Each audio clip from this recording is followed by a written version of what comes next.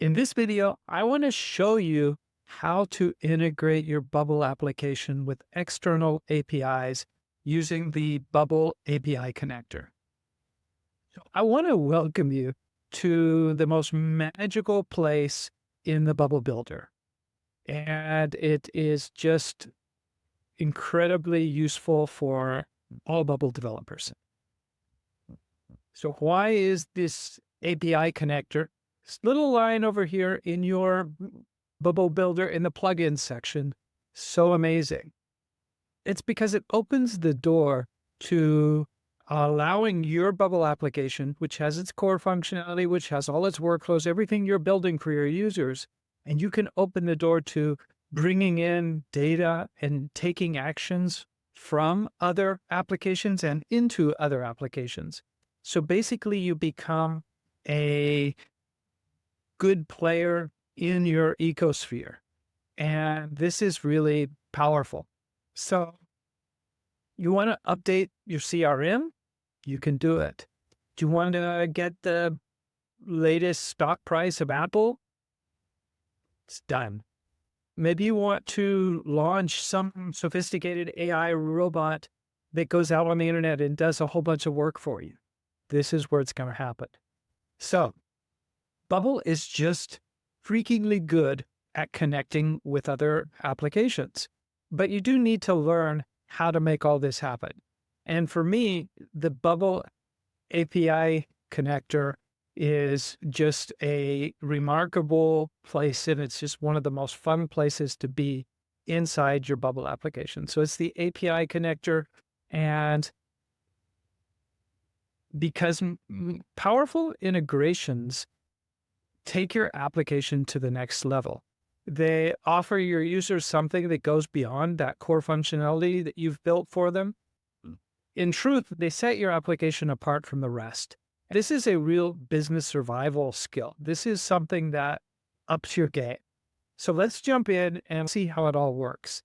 The process is going to be that we're going to need to create a new API. Then we're going to need to create a new call to a specific function of that API.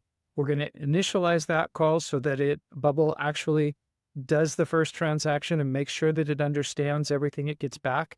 And then you can just take off and use this in your application as often as you want. So here we are in the API connector of the Bubble Builder, and I've got a bunch of these created. I'm just going to jump into one. For example, at Yahoo Finance, this is going to be able to get stock prices or market information from the stock markets. And so I'm going to expand this out so you can see. And all of these are created in the same structure. You create a common section for the entire API, any of the function calls that you're going to make, and then you make a specific call for each function that you want to interact with. So sometimes it's just one, and sometimes it's a bunch of them.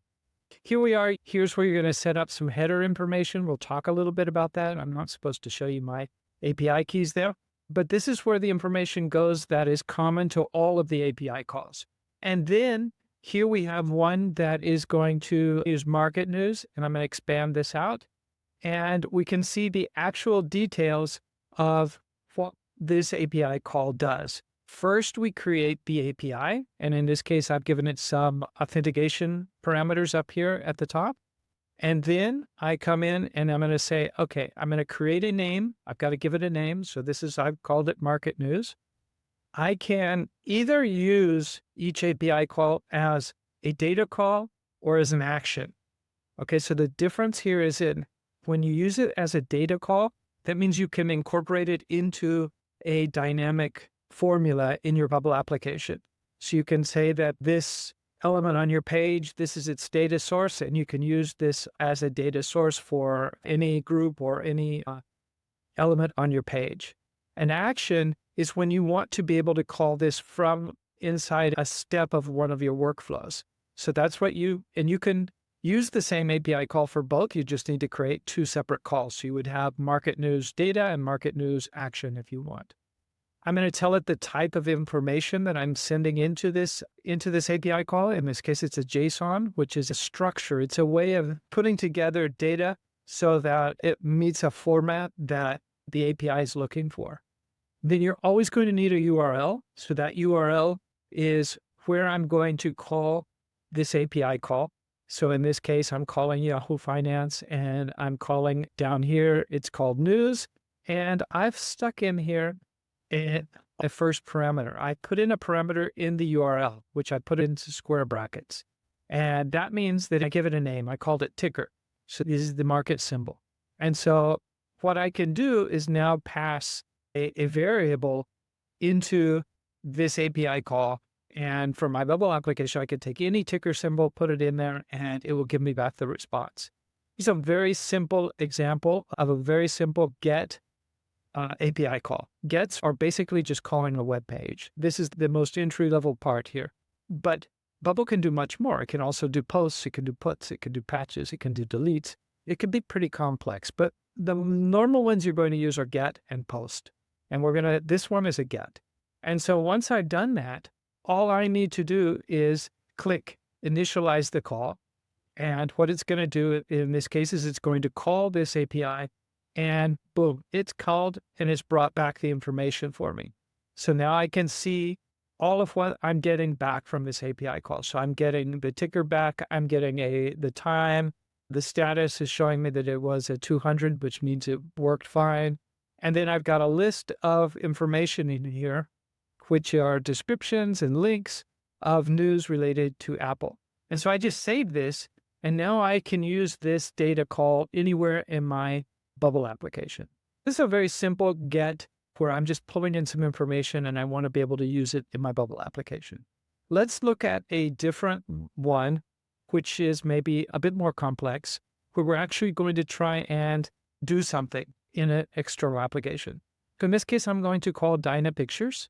I have my API key up in here.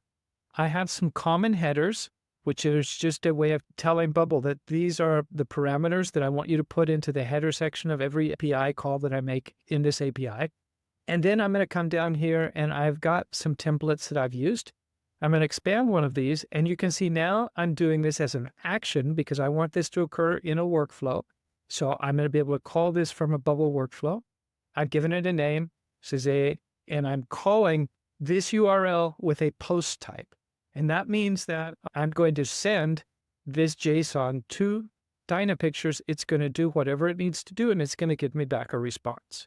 But in this case, I'm going to be able to pass it more information. And here we're going to see this structure.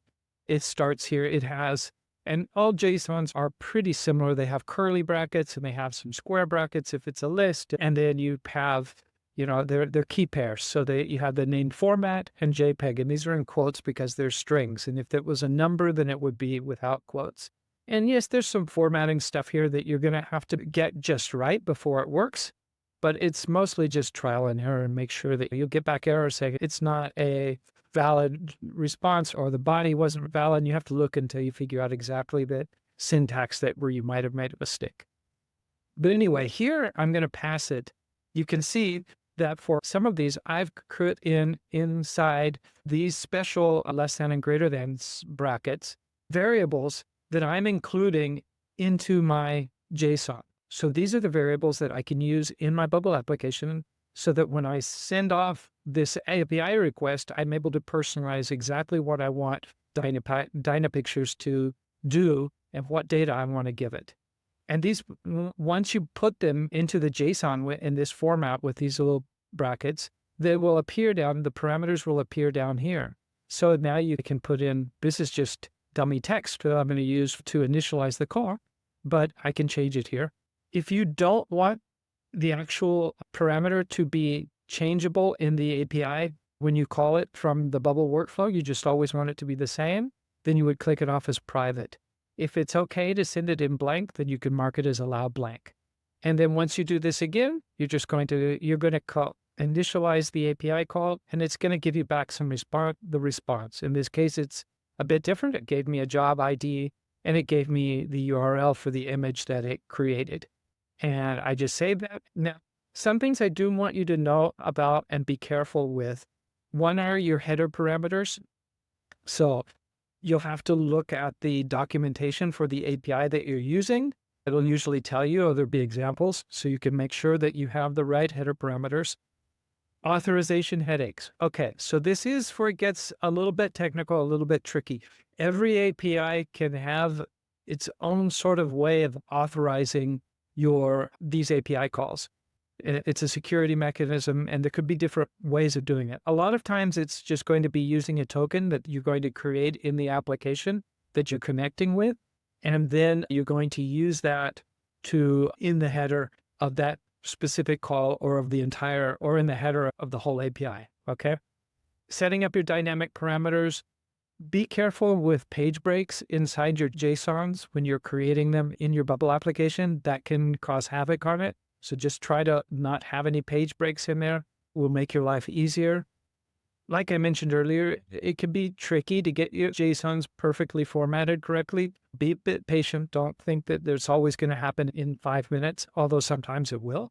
But once you've overcome this learning curve, you have opened the door. You can make your Bubble application do incredible things. So, do you really want to give your application superpowers? If so, feel free to reach out to us at ratio.dev. We're more than happy to help you out and get you over that hump or that hurdle, or to help you troubleshoot some API problem that you're having in your application.